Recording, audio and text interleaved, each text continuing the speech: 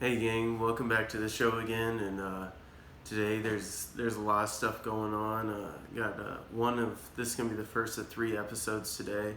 But before we get going, I just wanted to say again, please like, comment, subscribe. That really helps. Want to keep these videos going, keep growing the channel, and want to say thanks to we just passed 400 subscribers, so that was pretty cool. So we're growing pretty fast here, and I'd like to keep that up. So thank you guys. But this first one I wanted to talk about is there's an article about Ellen DeGeneres' workplace that's under investigation by Warner Media. A third-party firm will be interviewing current and former staffers on basically how they're treated. And I mean, I have always known. I guess a lot of people don't, that Ellen is not a. I wouldn't even say she's not a nice person. There's a lot of stories on how she treats people that work for her. She's very rude. She's self-centered. She doesn't show them any respect. And I mean, I guess now people are finding out. But I mean, just because you bring people on your show and do charity for an audience that's there to clap for you, that's not really charity to me. I think charity's more when people aren't looking at you. It's what you do when the cameras are off. So Warner Media will be investigating the Ellen DeGeneres show amid accusations of workplace abuse. And this is from the Daily Wire by Paul Boyce. According to Variety, executives from Telepictures, which produces Ellen's show, and distributor Warner Brothers Television sent a memo to staffers last week announcing Warner Media's employee relations division and a third-party firm will be interviewing current and former staffers about their experience working for the show. As the Daily Wire reported earlier this month, BuzzFeed interviewed several former employees of the show who claimed they experienced a toxic work environment counter to Ellen's image as a kind-hearted person. And you get some of these stories from maybe one or even two accusations, but I guess it's quite a bit of people. And I mean, if you just kind of see through it a little bit, Ellen is not a nice person. Some of the accusations include insensitive comments about race, being fired after returning from a month-long absence at a mental health facility, and receiving a warning after creating and publicizing a GoFundMe campaign to raise money for medical costs that weren't covered by the show's health insurance, the report said. So they get penalized for trying to raise money for their own medical costs because her company essentially wouldn't cover it. They're getting penalized for that? Unbelievable. One black woman and former employee told BuzzFeed, "Whenever I brought up an issue to my white male boss, he would bring up some random story about some random black friend they had and how they managed to get over stuff. He would use his black friend as some way to say, 'I understand your struggle,' but it was all performative bull." You know the word. So another former employee said that they had worked on the show for over a year before spending a month at a mental facility for a suicide attempt. When they returned, their position was removed. You'd think that if someone just tried to kill themselves, you don't want to add any more stress to their lives, the person said. Some of the producers talk openly in public about addiction and mental health awareness, but they're the reason there's a stigma. They definitely don't practice what they preach with the be kind mantra.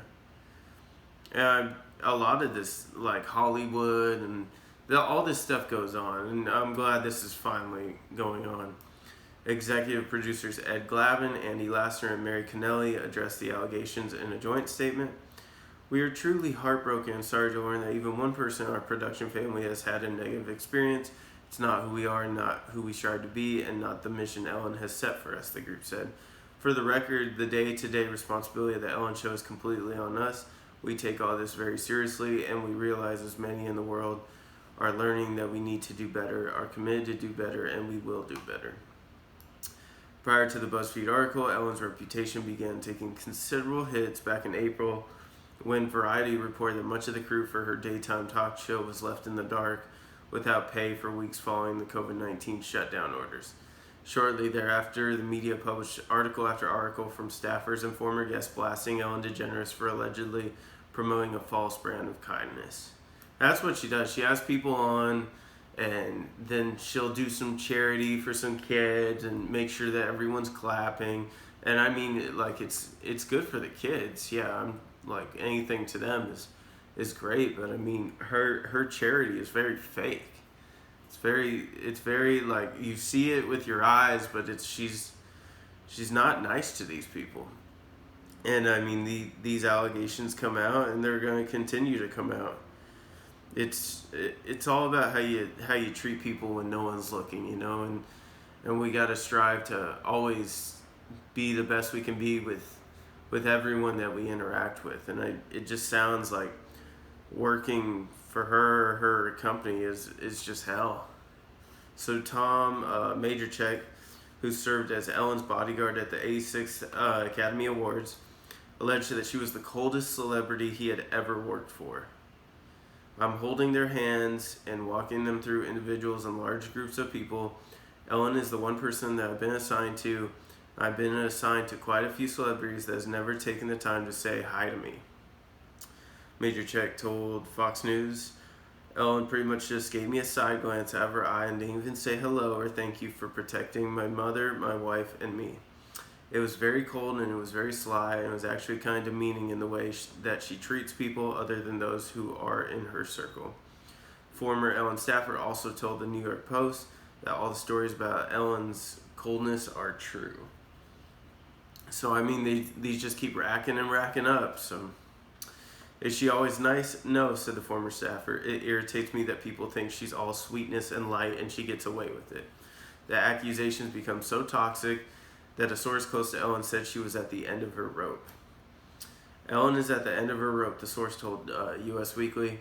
She thought that this was all just sour grapes from a few haters, but it's not a passing thing. The hits just keep coming. And when you treat people like this and one or two start to speak out, it's gonna be the straw that broke the camel's back. It's just gonna keep happening. So it's interesting. I mean, I've always kind of felt this way about her. You tell by body language. Body language is the number one indicator of how people really feel. They can say this or that or do this or that, but the body language is a number one indicator. So just something to think about, and that will be going on an investigation. Anyways, thanks again, guys, for tuning in, and let me know what you thought. Please smash that like button, smash the subscribe button, and comment whatever you want to do, and I'll see you guys later. All right.